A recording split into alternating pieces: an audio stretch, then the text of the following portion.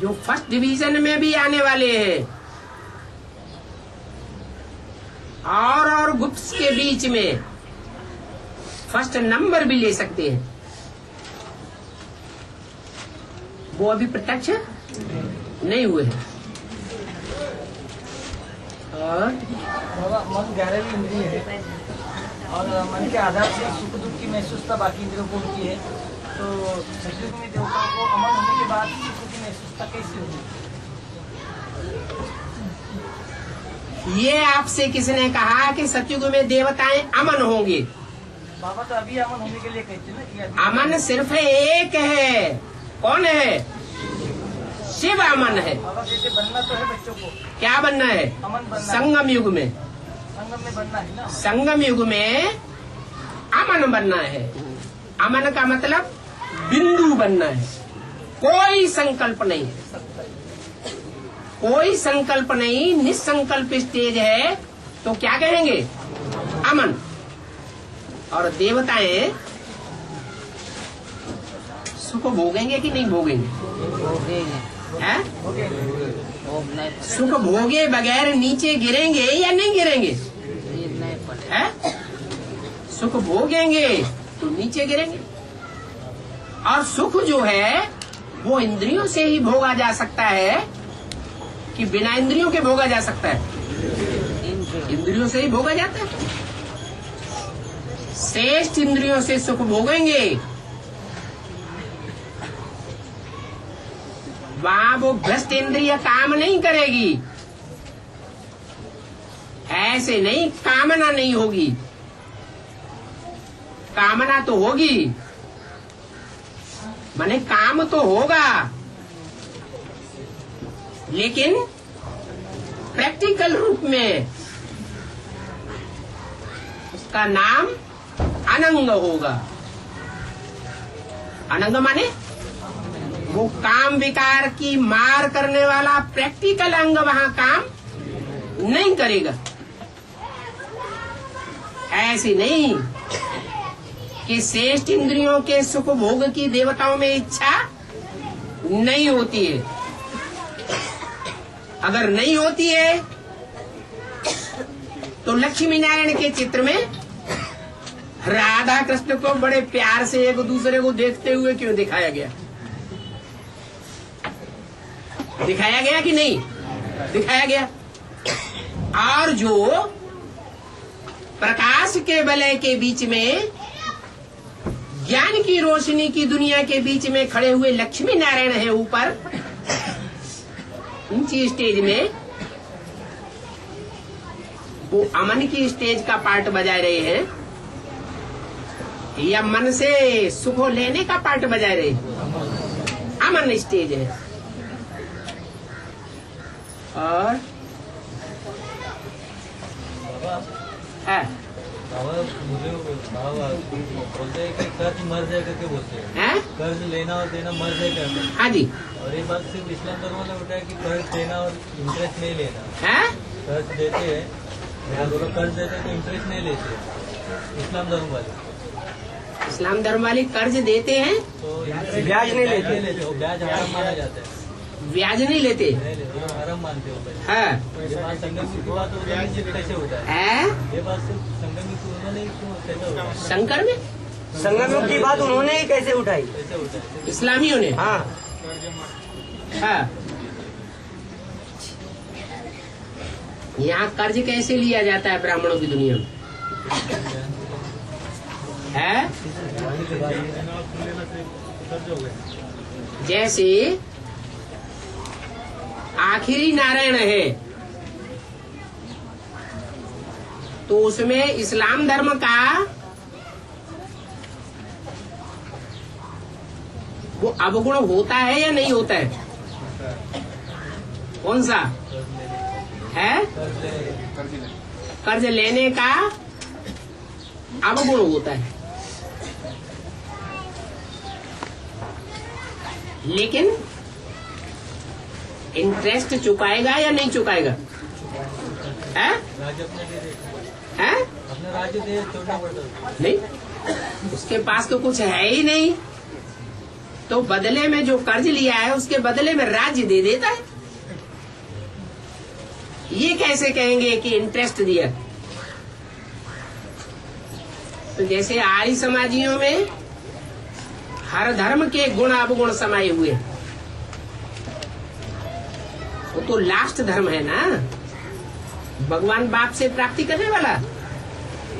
ऐसे ही जो विधर्मियों के बीच में, विदेशियों के बीच में अव्वल नंबर का धर्म है इस्लाम धर्म,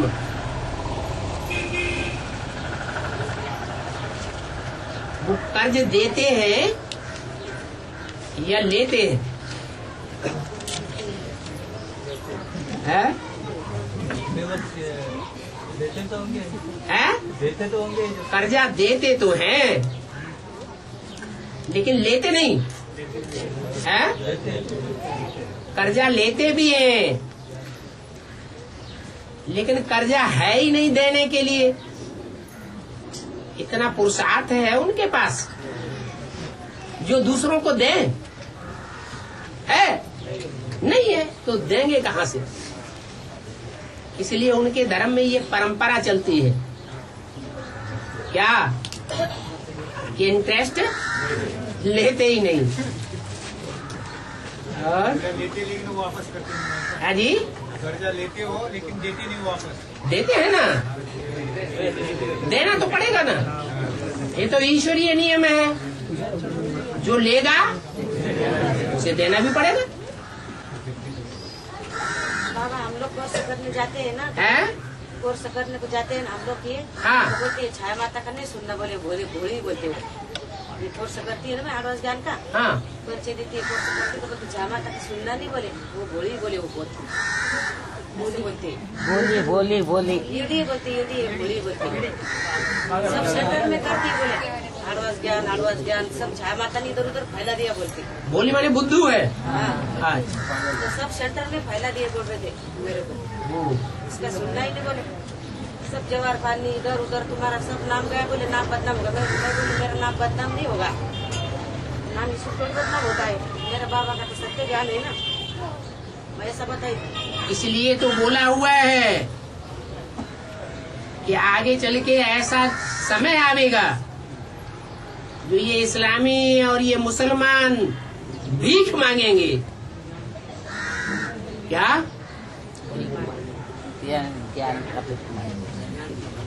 इनको भीख मांगनी पड़ेगी और आप देने वाले होंगे। सब सेंटर हिला दिया बोले आपने, और दिया बोले इधर उधर। बाबा हाँ, जो नारायण को दिखाते हैं शेष सैया पर लेटा हुआ और लक्ष्मी जी पाँव दबा, हाँ, ये क्यों बताया है? शंकर को दिखाते हैं कि उनकी इंद्रियों में सांप लिपटे हुए हैं।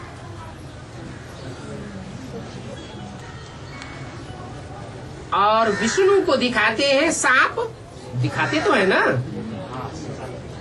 लेकिन विष्णु से लिपटे हुए नहीं है, वो उनके ऊपर आराम से लेटा हुआ है। अगर वो सांप कुछ एक्टिविटी में भी आते हैं तो शंकर के गले वाला सांप तो फू फू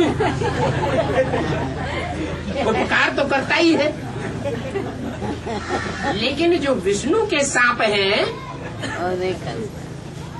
वो उसको फुसकारते नहीं, फुसकार नहीं सकते, वो उसके रक्षक बन जाते हैं। क्या? रक्षा करने वाले बन जाते हैं। और शेषनाग क्यों कहते हैं? शेषनाग इसीलिए कहा जाता है कि शेषनाग के फण के ऊपर पृथ्वी रहती है।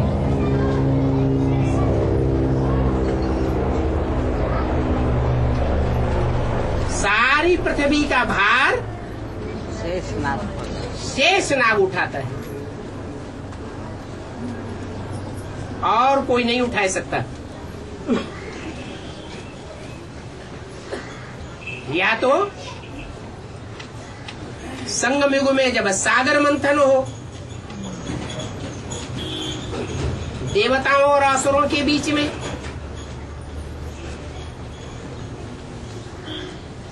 तो जो संपन्न पाटधारी युगल है वो कछुआ बन करके पृथ्वी के एक अंश का बोझ उठाता है। कौन सा अंश है? मंदराचल पर्वत। कैसा पर्वत? मंदरहा। पहाड़ तो है, पहाड़ पर बर्फ तो जाम होती है, ठंडी तो बहुत है, बहुत पुरुषार्थ की ठंडी है, बर्फ जाम हो जाती है, लेकिन उसकी यादगार मन बुद्धि कैसी है? मंद है। कौन सा पाटधारी है? जिसको हिमालय कहा जाता है, पार्वती का बाप है ब्रह्मा। बर्फ की तरह बुद्धि जाम है। इतना ज्ञान मुख से सुनाया गया, इतना ज्ञान सुनने वाले ने सबसे पहले सुना। किसने सुना? ब्रह्मा। लेकिन बुद्धि जाम है या चलती है? जाम। बुद्धि जाम है, तो उसको मंदराचल पर्वत भी कह दिया है और हिमालय पर्वत भी कह दिया है। लेकिन वो पृथ्वी का एक हिस्सा मात्र है। क्या? सारी पृथ्वी का भार उठाने वाला नहीं है।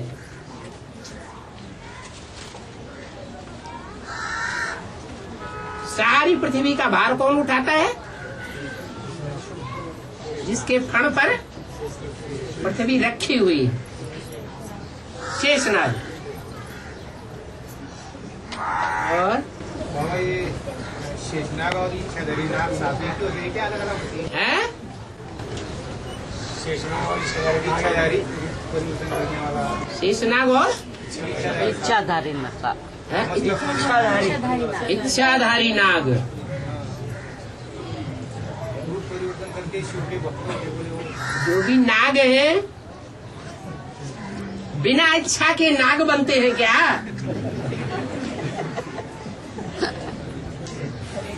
सांप जो होते हैं, काम वासना तो सब में होती है। अति की काम वासना वाले नाग कहे जाते हैं। कामना कहो, इच्छा कहो, बात एक ही है ना, कि अलग अलग बात है? एक ही बात है। तो जो भी नाग है, जो भी सर्प है, जो भी विषधर है, उन विषधरों में सबसे ज्यादा विष को कौन धारण करता है? अरे सेंटर भी बन गया नीलंगा तो भी भूल गया। कौन है? शंकर है। वो इच्छाधारी नागों में अव्वल नंबर नाग है और छोटी छोटी इच्छाएं करते हैं। क्या? हमें इस्लाम धर्म का जो धर्म खंड है या उन लोगों का जो ग्रुप है उसके बीच में राजाई मिल जाए। बाबा शेषनाग को बौद्धी धर्म वालों के बीच में हमें राजाई मिल जाए, सिख धर्म वालों के बीच में राजाई मिल जाए, लेकिन सारी दुनिया के ऊपर हमारी राजाई हो जाए, वो सिर्फ एक ही नाग है इच्छाधारी, कि और कोई नाग है? एक ही नाग है। मस्तक में निकाल, हैं? जो आत्मा रूपी मणि होगी सदैव धारण करने वाली, दूसरों को प्रकाश देने वाली, स्वयं भी प्रकाशित होने वाली, तो वही तो प्रकाश फैलाएगा अंधेरे में। और शेषनाग कौन है? अरे उसे शेषनाग कह दो उसको। सागर मंथन का वासुकी नाग कह दो, वो एक ही बात है। वसु का पुत्र वासुकी। वसु कहते हैं धन संपत्ति का देने वाला। कौन है धन संपत्ति का देने वाला? है? कौन सी आत्मा है? शिव बाप। वो वसु है कि और कोई आत्मा है धन संपत्ति देने वाली? है? एक ही है, शिव बाप। और उसका बड़े से बड़ा पुत्र कौन है? इसका नाम वासुकी है। कौन है? एक ही पुत्र है। भक्ति मार्ग में कहते हैं त्रिमूर्ति ब्रह्मा। लेकिन ब्रह्मा बड़ा पुत्र है क्या? देव देव महादेव कहते हैं। 2 बार देव शब्द, फिर महादेव। तो एक ब्रह्मा देव, एक विष्णु देव, और उससे भी ऊपर महादेव।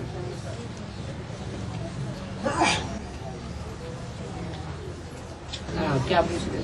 और फिर कामदेव रस्म का गायन किसके ऊपर लागू होना चाहिए?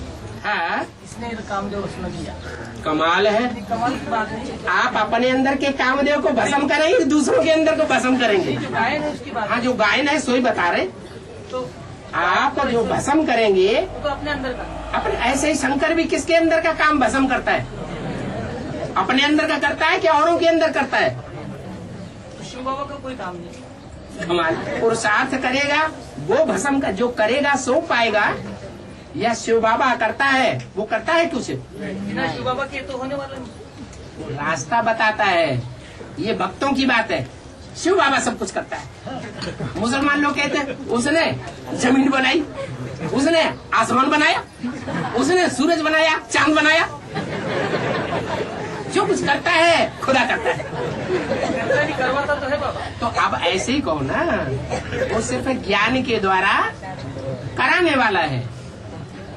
और वो भी जो जितना ज्ञान धारण करेगा उतना प्राप्त करेगा। धारण नहीं करेगा तो प्राप्ति भी नहीं करेगा। हाँ, सृष्टि पर जो आती पाप होता है, हाँ? उसका सृष्टि पर जो आती पाप होता है धरती पर, तो उसका कारण जन्म मरण में आने वाली आत्माएं होती है या परम धाम से आने वाली आत्माएं? सृष्टि पर जो पाप होता है, हाँ, पाप जो है वो बनता कैसे है? किस बात से पाप बनता है और किस बात से पुण्य बनता है? हैं? पाप बनता है दुख देने से और पुण्य बनता है सुख देने से।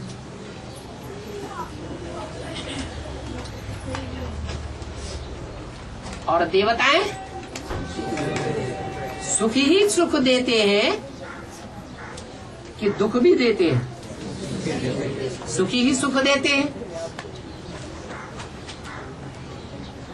और जो आत्माएं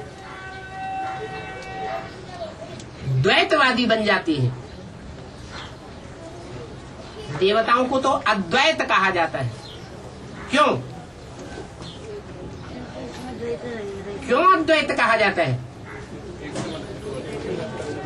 क्योंकि उन देवताओं ने अपनी अंतिम स्टेज में, जो पुरुषार्थ की उनकी अंतिम स्टेज हुई है, उस अंतिम स्टेज में उन्होंने एक की बात को माना है, दूसरों की बात को नहीं माना है, इसलिए वो अद्वैत कहे जाते हैं। और द्वापर युग से क्या होता है? द्वैत पैदा हो जाता है। जो देवात्माएं हैं वो भी द्वैतवादियों के चक्कर में फंस जाती हैं,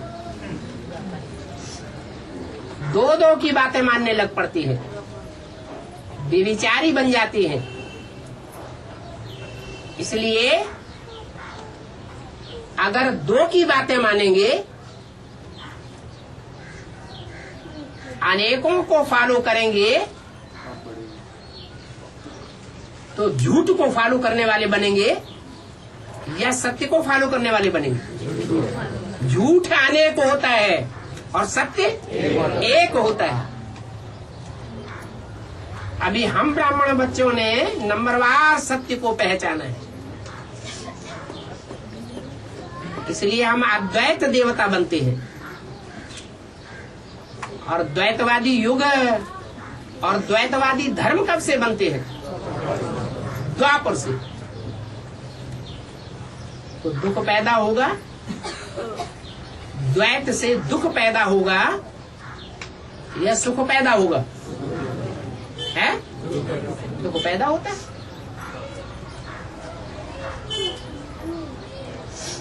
हाँ, जोर से बोलो। नीचे वाला। हाँ,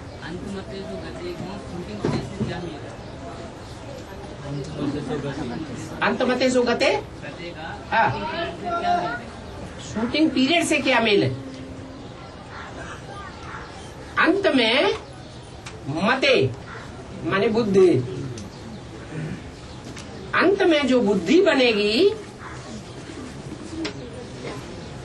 वो लंबे समय के पुरुषार्थ के आधार पर बुद्धि बनेगी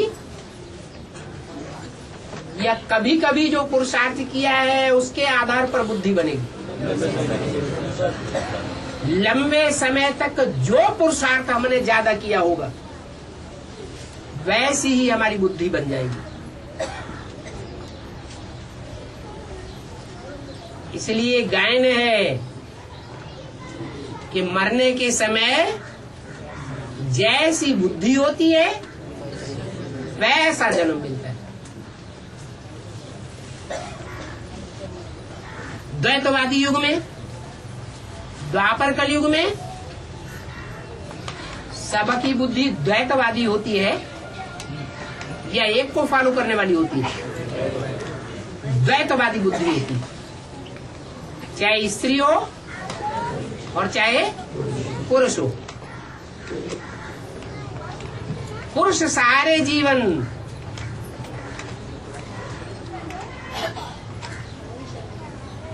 काम विकार के संकल्प याद करता है और काम विकार का जो आधार बनाता है वो स्त्री चोले को बनाता है काम विकार की पूर्ति करने के लिए। सारा जीवन वही संकल्प करेगा तो अंत में क्या याद आवेगा? स्त्री चोला याद आ जाएगा। ऐसी बुद्धि बन गई। कौड़ी याद आवेगी तो अगला जीवन कैसा बनेगा? कौड़ी समान जीवन बनेगा। स्त्री चोला ही लेना पड़े,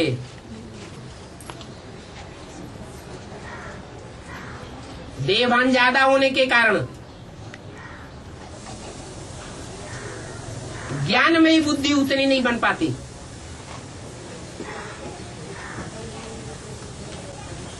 और बीके में जो योग सिखाते हैं, बीके में हाथ उठाओ। हाँ, बीके में योग सिखाते हैं, बाबा ने उसको गलत बताया क्योंकि बहनें दृष्टि देती है।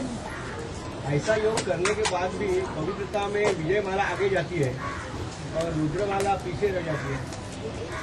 आगे एडवांस ज्ञान लेने के बाद आगे जाएगी, बाप की पहचान लेने के बाद या आगे जाएगी या बिना पहचान के आगे जाएगी? एक चांद के बाद एक चांद के बाद जा सकते। फिर बात खत्म हो गई। बाबा हाँ संगम में पुरुषार्थम कर रहे जो ब्राह्मण हैं? ब्राह्मण जो पुरुषार्थ करते हैं अभी, हाँ ये शक्ति जो चीन होती है, संगम युग में पुरुषार्थ करते हैं। ब्राह्मण जो पुरुषार्थ करते हैं, जो पुरुष माने आत्मा के अर्थ करेंगे उनकी शक्ति क्यों क्षीण होगी? तो गलत बात है, झूठ बोल रहे हैं। पूरा पुरुषार्थ तो नहीं, हैं? पूरा पुरुषार्थ नहीं हाँ होगा। तो ऐसे कहो ना, संगम युग में अधूरा पुरुषार्थ करते हैं तो शक्ति क्षीण होती है। इसका क्या शूटिंग है? अरे पुरुष अर्थ पूरा नहीं किया, माना आधा पुरुष आत्मा के अर्थ किया और आधा देह के अर्थ कर लिया। जो कर्मेंद्रियों से कर्म किया वो आधा तो आत्मा के लिए किया और आधा देह की प्राप्ति, देह के सुख के लिए कर लिया। तो देह की सुख के लिए जो कर लेंगे उसमें क्षीणता आवेगी, पतन होगा या शक्ति का उत्थान होगा? पता नहीं होगा। तो ब्रॉड ड्रामा में नुकसान क्या होगा? है तो बदले में ब्रॉड ड्रामा में बड़ा ड्रामा में दुखी ही दुख ज्यादा भोगेंगे, सुख तो कम भोगेंगे। ऐसी बहुत सी आत्माएं होती हैं जो द्वापर कलयुग में भी बहुत सुखी रहती हैं। खासकर तुम सन्मुख बैठने वाले सुनने वाले बच्चों के लिए बोला, तुम्हारे लिए पौना हिस्सा सुख और धर्म वालों के लिए आधा सुख आधा दुख होता है। तो कारण क्या हुआ? पुरुषार्थ। और योग का अर्थ क्या है?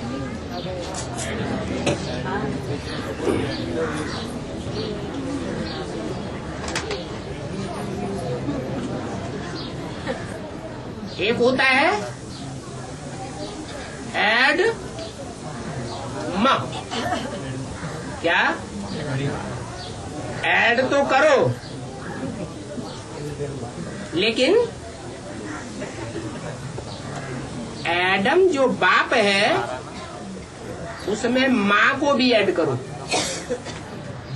सन्यासी बन करके नहीं रहे, क्या हुए हैं? एडम ईव जो थे वो सन्यासी थे या प्रवृत्ति मार्ग वाले थे? वो हुआ एडम।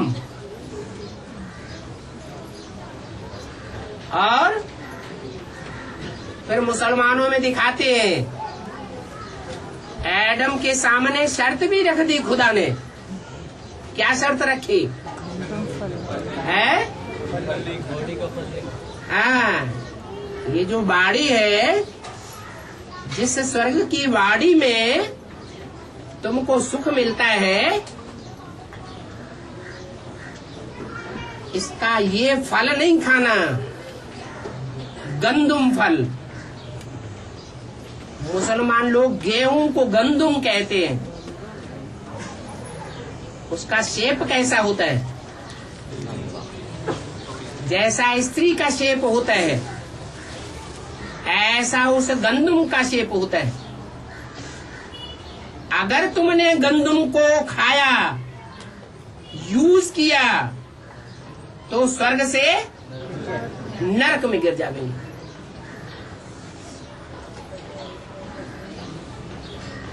तो वो एडम पड़ता है नाम।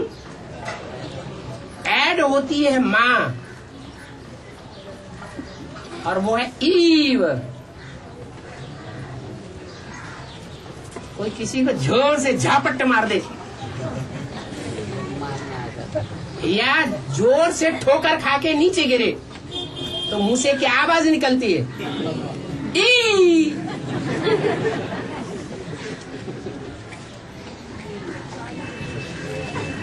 और वह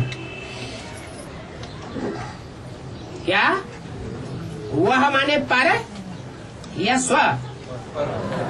ईव माने पर। ये दो ही चीजें हैं दुनिया में, एक पुरुष आत्मा और एक प्रकृति। प्रकृति को कहा है ईव, जो दुनिया का बड़े से बड़ा विनाश करेगी। क्या यज्ञ के आदि में भी बड़े से बड़ा विनाश हुआ था।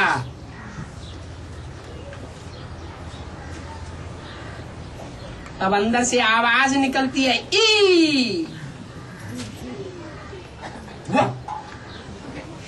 अभी भी दुनिया में आवाज फैलेगी। जब महाकाली चारों तरफ दुनिया में हो हल्ला मचाएगी। महाकाली माने प्रकृति। प्रकृति के 5 तत्व जब विकराल रूप धारण करेंगे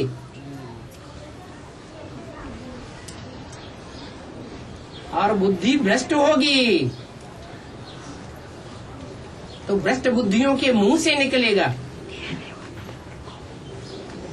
ए होशियार होके रहो, आई बीबी भागो। क्या ए आई बीबी का मतलब क्या है? ए माने आध्यात्मिक,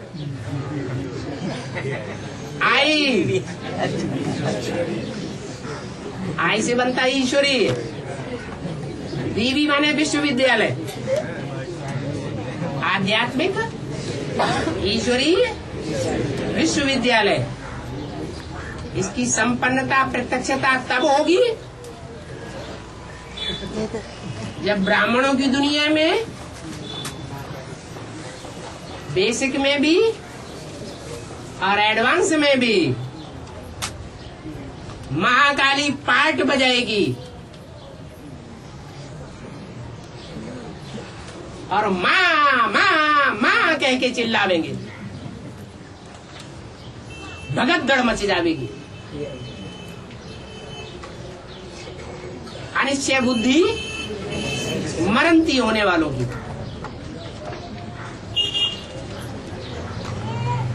और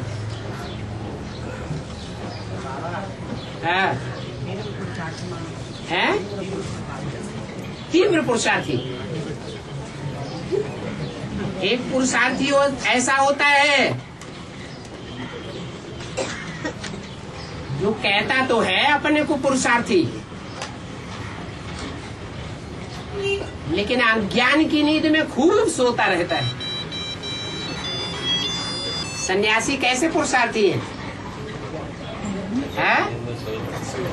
अज्ञान की नींद में खूब सोने वाले। दूसरे ऐसे भी पुरुषार्थी है, उनसे ऊंची कोटि के, कि सोते तो नहीं रहते हैं, उठ के बैठ जाते हैं, लेकिन बुद्धि इधर उधर भटकती रहती है, कंट्रोल नहीं कर पाते। ज्ञान की कमी और पहचान की कमी के कारण। तीसरे ऐसे पुरुषार्थी हैं, बैठे रहने वालों को तो जान लिया ना, है? रजाई छोड़ते ही नहीं, बैठे रहते हैं। थोड़ी थोड़ी नींद और बेलापन आता रहे तो कोई हर्जा नहीं। तीसरे ऐसे हैं जो बिस्तर त्याग देते हैं, बैठने की बजाय उठ के खड़े हो जाते हैं, मुंह हाथ धो लेते हैं। तो सोने वाले, बैठने वाले, उठ के खड़े हो जाने वाले। और तीसरे ऐसे हैं सिर्फ उठ के खड़े ही नहीं हो जाते। बाबा ने कहा छत पे चले जाओ, चलते फिरते रहो, बाबा को याद करते रहो। नींद आती है ना, तो नींद को उड़ाने का तरीका क्या है? टेरेस पे चले जाओ और घूमते फिरते बाबा को याद करो। तो चलते पुरुषार्थी। उससे भी ऊंचे हैं दौड़ते पुरुषार्थी। धीरे धीरे नहीं चलते हैं, क्या करते हैं? दौड़ लगाते हैं। और उससे भी ऊंचे उड़ते पुरुषार्थी उड़ान भरते हैं। आज क्या बताया? माया तो आवे, उसका काम है आना, लेकिन आपका काम क्या है? माया विघ्न के रूप में हमारे सामने ना आवे, आवे और हम और ऊंची स्टेज में उड़ जाए। तो ज्यादा ऊंचाई पर कोई विघ्न बाधाएं आती हैं क्या? नहीं आती। पहाड़ से टकराएंगे क्या? नहीं टकराएंगे। तो उड़ते पुरुषार्थी। और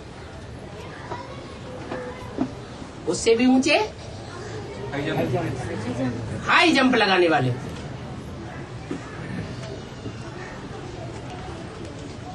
कैसा पुरुषार्थी बनना है? जब दौड़ होती है ना,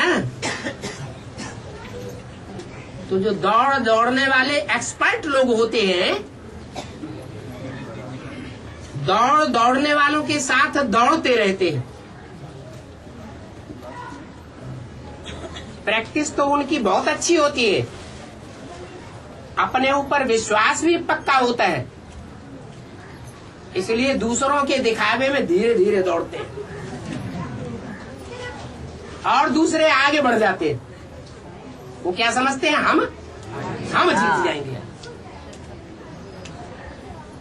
लेकिन जो तीव्र पुरुषार्थी होते हैं, वो अंत में छलांग लगाते हैं और आगे नंबर ले लेते हैं। जैसे कि ब्रह्मा बाप दादा बच्चों को बोलते हैं, बच्चे आगे बढ़ो, आगे बढ़ो, तुम आगे आगे चलो, मैं पीछे पीछे आता हूं। बच्चों को आगे बढ़ाते हैं या पीछे कर देते हैं? आगे बढ़ो। जानते हैं कि बच्चे तो बच्चे हैं, दौड़ेंगे भी तो हमारी तो लंबी लंबी टांगे हैं, हम तो आगे निकल ही जाएंगे।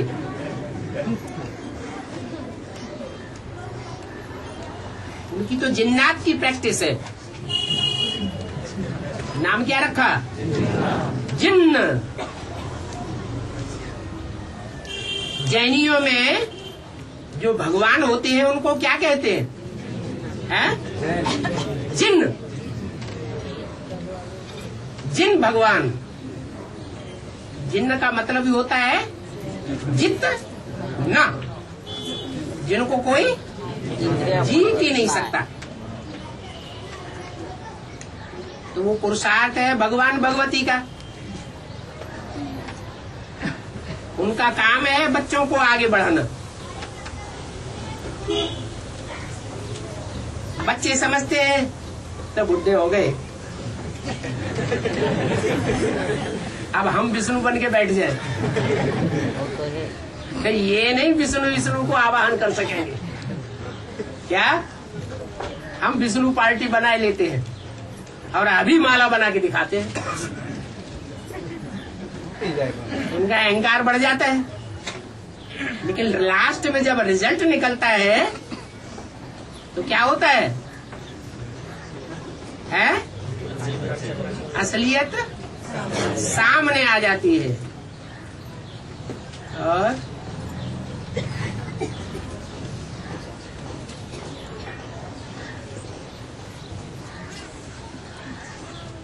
जब तक 100% भक्ति नहीं होती तब तक ज्ञान का उदय नहीं होता है। 100% भक्ति, 100% ज्ञानी तू आत्मा की होगी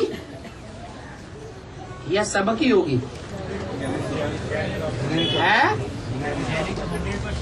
जो 100% ज्ञानी आत्मा होगी वो 100% भक्ति करेगी।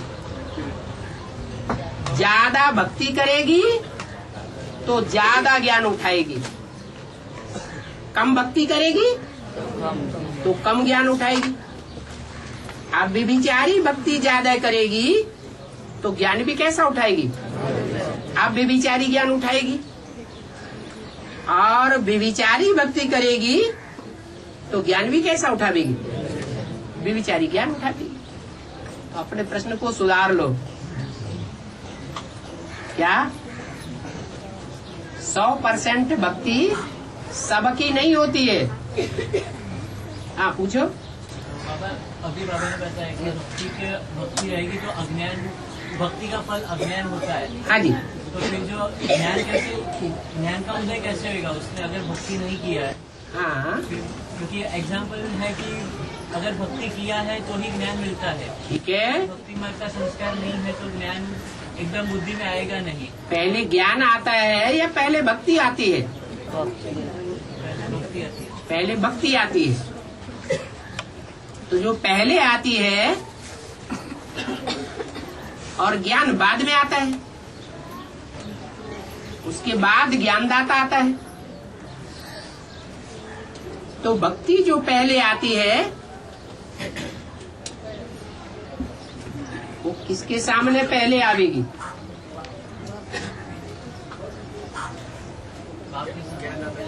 नंबरवारी तो आवेगी ना।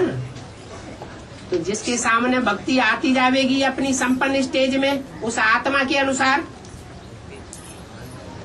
कोई ज्ञान में आवेगा, नहीं तो ज्ञान में नहीं आवेगा।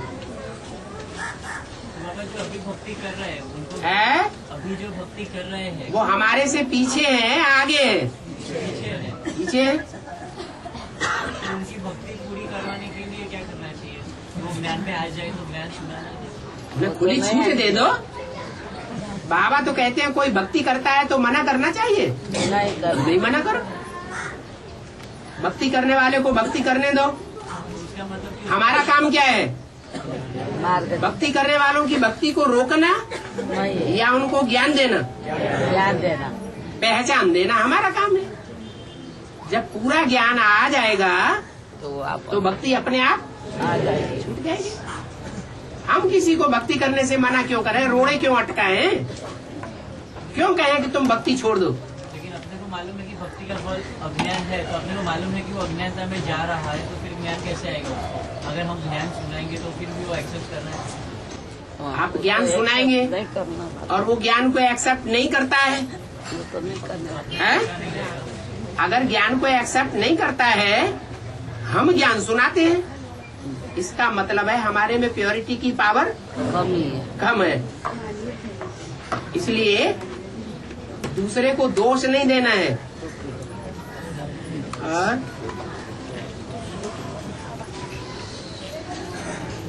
बाबा ये जो 7 चक्र कहे जाते हैं जो इंसान शरीर में, जैसे कुंडलिनी चक्र आता है, बुद्धि चक्र और जीवन चक्र जैसे आते हैं, इनका और कर्म इंद्रियों से कैसा रिलेशन और ये योग और योगा में कैसे सपोर्ट करते हैं?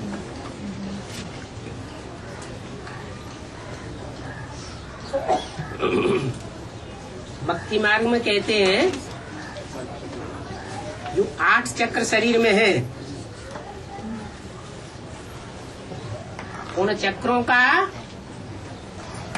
जो आधार मूर्त चक्र है उसमें कुंडलिनी सोई हुई है।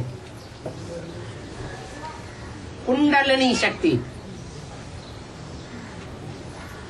कुंडली मार के बैठी हुई है। अगर वो जागृत हो जाए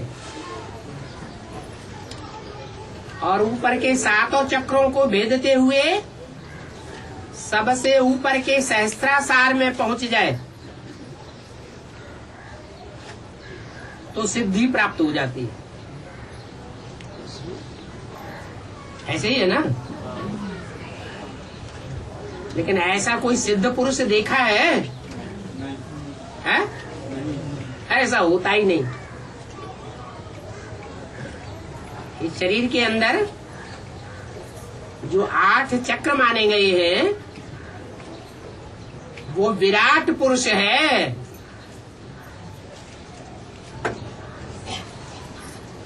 स्वयं भगवान जो कहा जाता है, उस विराट पुरुष में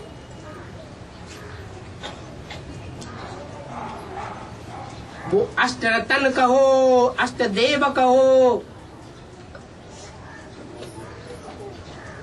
उनकी अपनी अपनी दुनिया है। उस अपनी दुनिया में चक्कर काटते रहते हैं।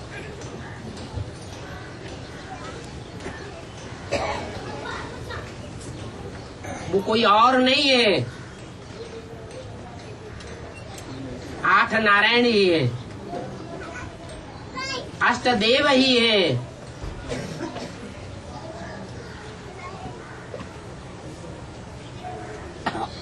और उनको पतन की ओर ले जाने वाले 8 धर्म पिताएं भी हैं।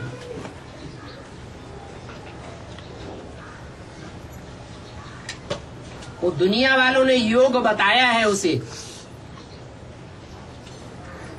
लेकिन वो योग झूठा है, प्रैक्टिकल नहीं है। सच्चा योग तो बाप अभी बताते हैं। जो अष्टदेव हैं, 8 नारायण हैं, उनकी तह तक पहुंचना है।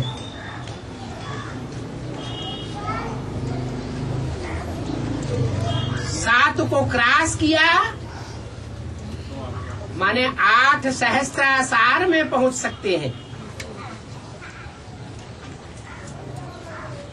उन 7 से ऊपर उठना है। जैसे रामायण में कह दिया, 7 ताड़ के वृक्षों को जो एक बाण से ढाएगा। ये 7 विधर्मी नारायण हैं।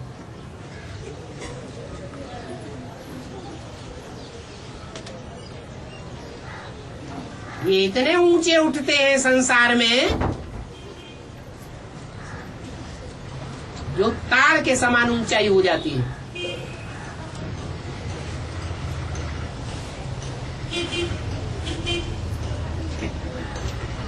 ज्यादा ऊंचा होना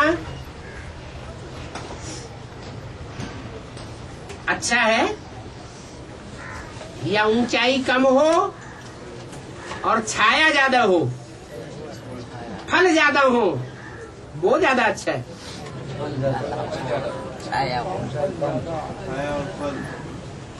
कवियों की कल्पना ने ये बात भी लिख दी, बड़ा भया तो क्या भया, जैसे पेड़ खजूर, खजूर कहो ताड़ कहो, पंछी को छाया नहीं फल लागे अति दूर। छाया रूपी सुख नहीं मिलता, उनके संरक्षण में दुख ही दुख मिलता है। उन धर्म पिताओं के संरक्षण में जाने वालों को, और फल लागे अति दूर माने जब कलयुग का अंत आता है, सूर्यवंशी चंद्रवंशी जाग जाते हैं, तब अंत में उन धर्म पिताओं को या उन धर्म पिताओं के धर्म में कन्वर्ट होने वाली आत्माओं को ईश्वरीय ज्ञान की प्राप्ति होती है। उनको फॉलो करने वाले लास्ट में वो सुख रूपी फल पाते हैं। इसलिए ये जो हम योग योग चिल्लाते हैं दुनिया में, वो योग नहीं है, वो तो और ही वियोग होता जाता है। वो भगवान को जानते ही नहीं तो योग कैसे लगावेंगे? बुद्धि योग जुटेगा कैसे?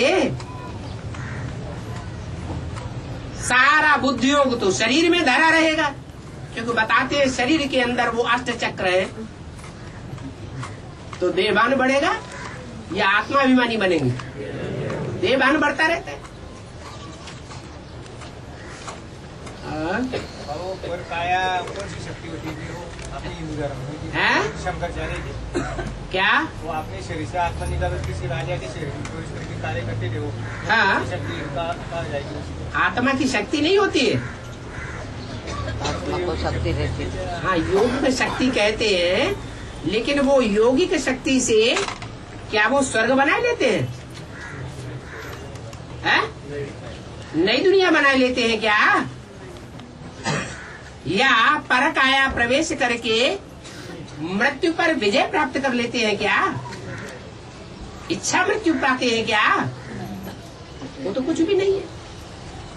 जैसे दुनिया में चमत्कार दिखाने वाले ढेर सारे चमत्कार दिखाते हैं,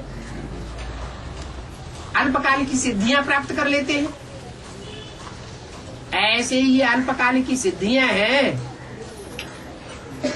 इनमें भ्रमित नहीं होना चाहिए।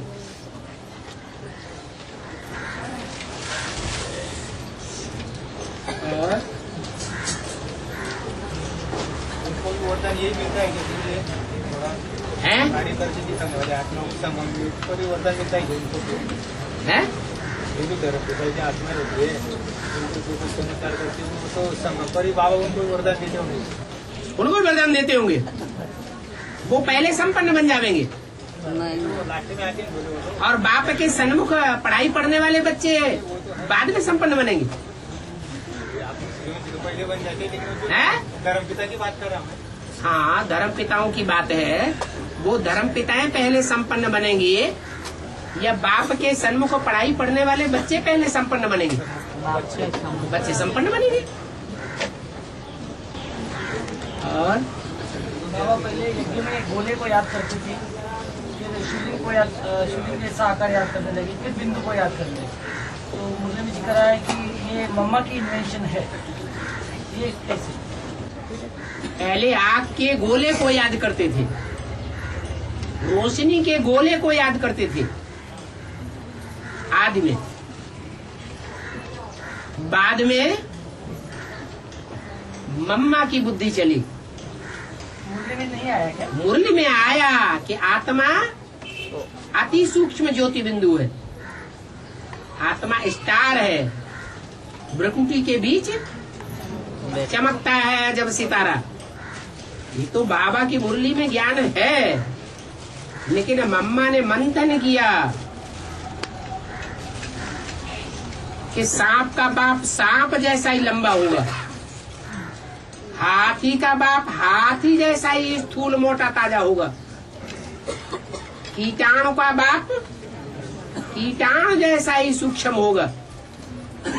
ऐसे ही जो ज्योति बिंदु आत्मा है अति सूक्ष्म है, उसका बाप भी अति सूक्ष्म ज्योति बिंदु होगा। इसलिए ज्योति बिंदु बाप का रूप आत्माओं के बाप का रूप है।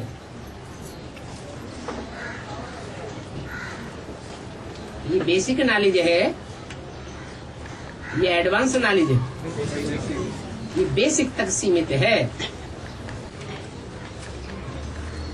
और बाबा, कृष्ण को बनवारी किस अर्थ में कहा गया है? मतलब किस अर्थ में उनको कहा गया है बनवारी? हाँ,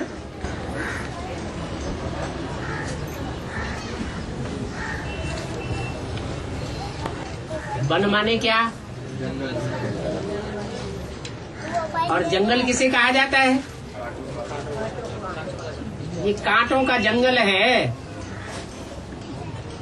इस कांटों के जंगल में कौन सी आत्मा है जो दुखदाई कांटों के ऊपर भी वारी जाती है?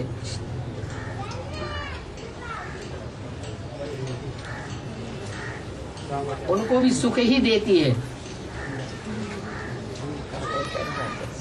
उन कांटों जैसे दुखदाई आत्माओं को भी सुख देती है, दुख नहीं देती है। कौन है? कृष्ण की आत्मा, ब्रह्मा। वही ब्रह्मा वाली आत्मा कभी संपन्न बनती है या नहीं बनती है? जब संपन्न बनती है तो इस कांटों के जंगल पर न्योछावर होने का पार्ट भी उसी का है। जो बाबा कहते हैं दधीच ने क्या किया? हड्डियों को भी स्वाहा कर दिया। तो हड्डी हड्डी पुरुषार्थ करने वाली आत्मा है।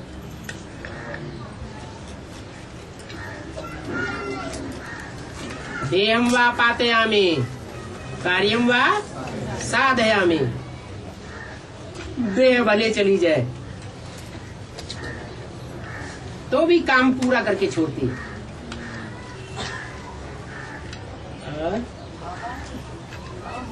आया है एक अच्छे बच्चे जिनमें कई गलतियां करते हैं, 10, 20, 50 गलतियां तो रोज ही करते होंगे। दृष्टि के बारे में बात आई है। जो क्रिमिनल आई है वो सुबह से शाम तक बार बार भूल कर आती है, और ये भूल ब्राह्मण जीवन में जन्म लेने के बाद बढ़ती जाती है या कम होती जाती है? बढ़ती जाती है। तो अंत की ये स्टेज बताई कि जब बहुत तमो प्रधान बन जाएंगे, अति के क्रिमिनल आई बन जाएगी, तो नंबरवार आत्माएं हैं देह अभिमानी, ज्ञान में चलने वाले रावण जैसे ब्राह्मण, जो दृष्टि से भूल करते रहेंगे, क्रिमिनल आई से दुख देते रहेंगे, और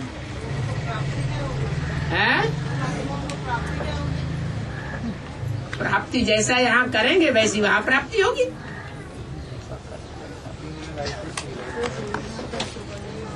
विचारी दृष्टि करेंगे, बनाएंगे,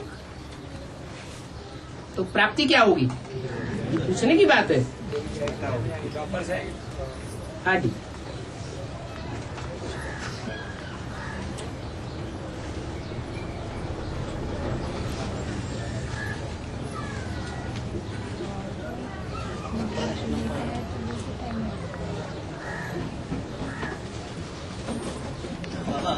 हाँ जी। अभी भी अगर आप आंख बंद कर दो तो आपको त्रिमूर्ति का चित्र दिखाई देता है, ऐसा बार बार होता है आपको?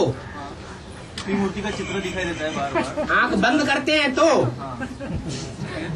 आंख खुली रखते हैं तो नहीं दिखाई देता लेकिन आंख बंद करते हुए इमीडिएट ऐसा चित्र आ जाता है। आंख बंद करते हुए चित्र आ जाता है, तो आंख बंद करते ही आ जाता है। अरे आंख खुली रखे तो त्रिमूर्ति शिव प्रत्यक्ष नहीं होता है? होता है तो दो बातें कर दी। और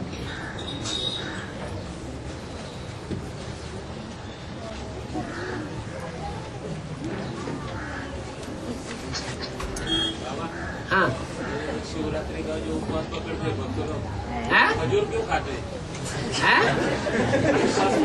भक्त लोग तो खजूर क्यों खाते हैं? खजूर क्यों खाते हैं? खजूर इसलिए खाते हैं कि जो खजूर का पेड़ होता है ना, उसका फल तो बहुत मीठा होता है, पकने पर फल बहुत मीठा होता है, लेकिन बहुत दूर लगता है कि नजदीक लगता है? दूर लगता है। माना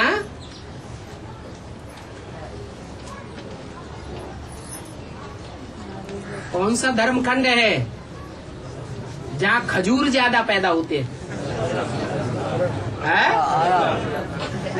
अरब। इस्लाम धर्म खंड ऐसा है। इस्लाम धर्म खंड में कौन कौन से देश है मुख्य? अरब, अफगानिस्तान मुस्लिम देश है, अरब देश और अफ्रीका। क्या? अरब देश और अफ्रीका, तो वहाँ एक ऐसा पेड़ है जिसके फल बहुत दूर लगते हैं, बहुत मीठे भी होते हैं, लेकिन तब तक इंतजार करने से क्या होगा कि जो ईश्वर की प्राप्ति है, राजाई रुद्रमाला के मणके बन करके ही मिल सकती है, वो प्राप्ति नहीं होगी। निराधार राजाएं होते हैं या रानियां होती हैं? राजाएं निराधार होते हैं, वो राजाई की प्राप्ति नहीं कर सकेंगे। इतने लास्ट में वो आत्माएं निकलती हैं कि लास्ट में निकलने के कारण फिर भी रानियां बनती हैं, आधीन होकर रह जाती हैं।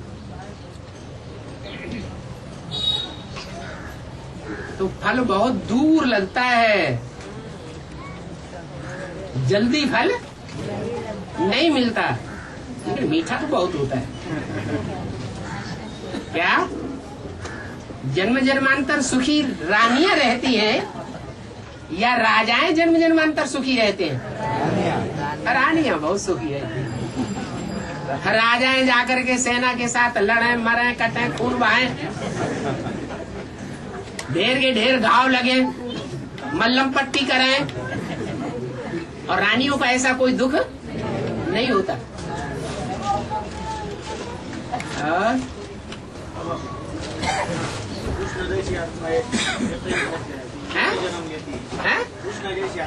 पुरुष कृष्ण जैसी आत्माएं, हाँ, उनकी आयु एडजस्ट कैसे होगी? जो संगम युग के एक्स्ट्रा ऑर्डिनरी जन्म है, जिसमें सुख ही सुख मिलेगा, उस उत्तम संगम युग में जो स्वर्णिम हिस्सा है, जिसमें खुदा के बंदे सुखी ही सुख रहते हैं, दुख नहीं भोगते, वो हिस्सा सतयुग में उनका कम हो जाता है। क्यों? कि ऐसी आत्माओं को अपना शरीर संगम युग में नहीं होता है। बाकी 21 जन्म का सुख मिलेगा या नहीं मिलेगा? मिलेगा। तो 8 जन्म तो सतयुग में होते हैं उनके। तो त्रेता में उनके कितने जन्म होने चाहिए जो 21 जन्म का सुख पूरा हो जाए? 13 जन्म होने चाहिए।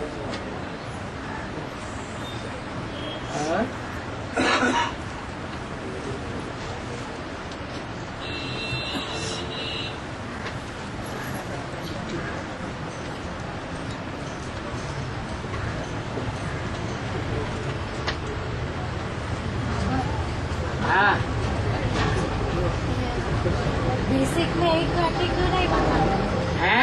एक घंटे एडवांस में एक घंटे। भक्ति मार्ग वाले सर्वव्यापी सर्वव्यापी चिल्लाते हैं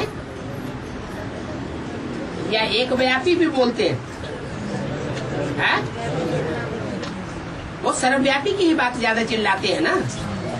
तो बेसिक वाले भक्ति मार्ग वाले हैं या ज्ञान मार्ग वाले? इसलिए वो सर्वव्यापी चिल्लाते रहते हैं, उन्हें एक व्यापी का पता है ही नहीं।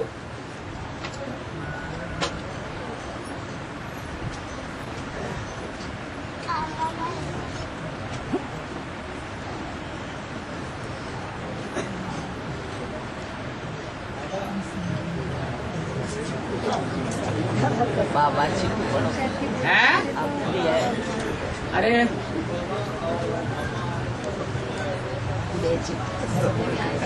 बाबा और मम्मा तो चक्र में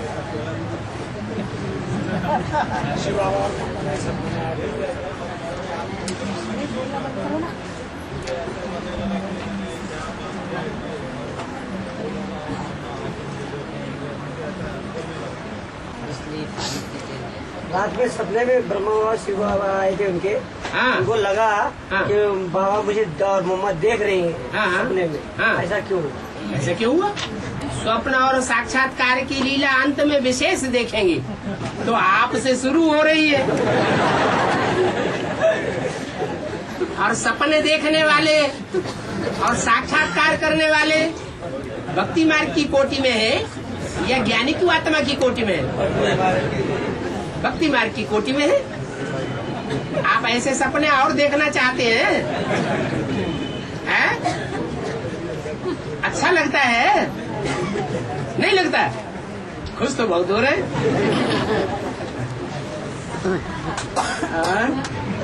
हाँ, 12 ज्योतिर्लिंगों में भक्ति मार्ग में महाराष्ट्र में ज्यादा सबसे ज्यादा महाराष्ट्र में क्यों दिखाई गए हैं?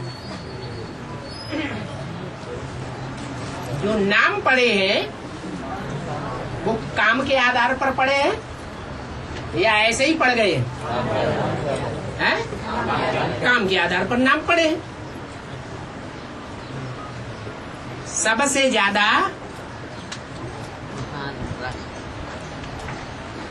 भगवान जो है ज्ञान का सागर है ना? जो भगवान ज्ञान का सागर है,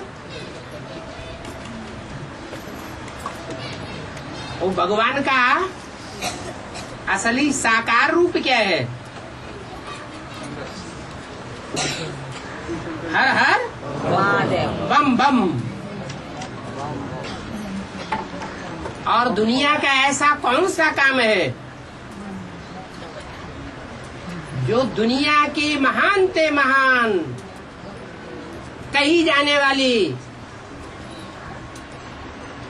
आत्माएं माने धर्म पिताएं वो भी नहीं कर पाते हैं?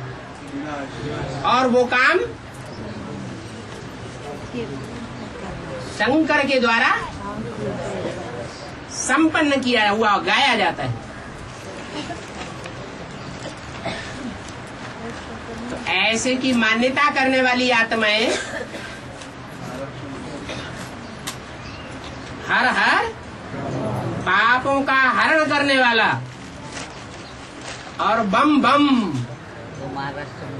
जितने ज्ञान के बम छोड़ता है उतना पापों का हरण होता है। इस बात को मानने वाले,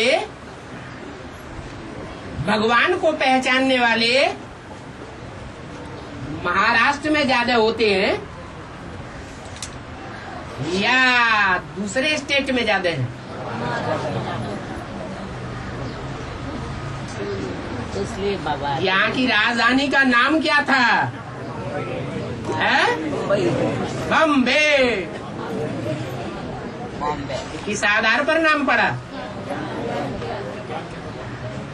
काम किया है हर हर बम बम।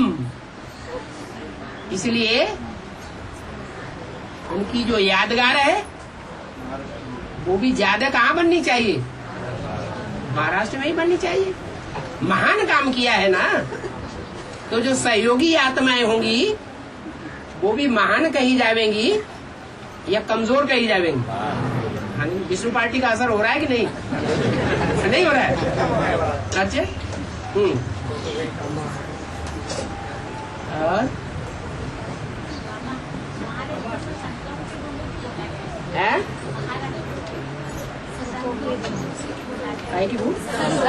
संतों की भूमि, वहाँ संत हो गए ना ज्यादा। संत शब्द किस शब्द से बनता है? सत्य है तो संत बनता है। ईश्वर का ज्ञान ही तो सच्चा है, और इस ईश्वर के सच्चे ज्ञान को बोलने वाले, सुनने वाले, देखने वाले कहाँ होने चाहिए? जो महान राष्ट्र कहा जाए वही होना चाहिए। कलकत्ते में तो देवियों की पूजा होती है, भगवान को तो उनकी उतनी मान्यता नहीं है।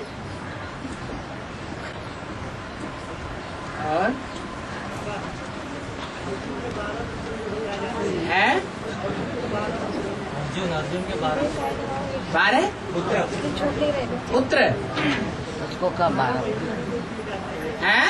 अर्जुन को कैसे 12 पुत्र 12 माप में काउंट किया जाए।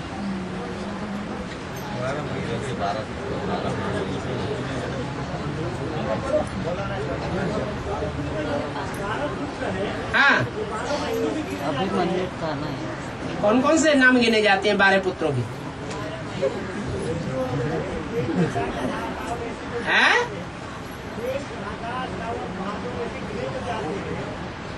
हाँ, 12 पुत्र कहीं महाभारत में नाम आए हैं इनके?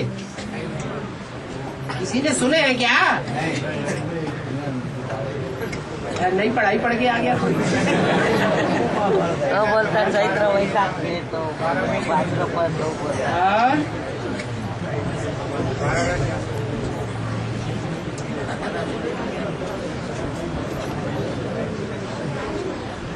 अच्छा बंद करो, अब अगड़म बगड़म पूछने लगे।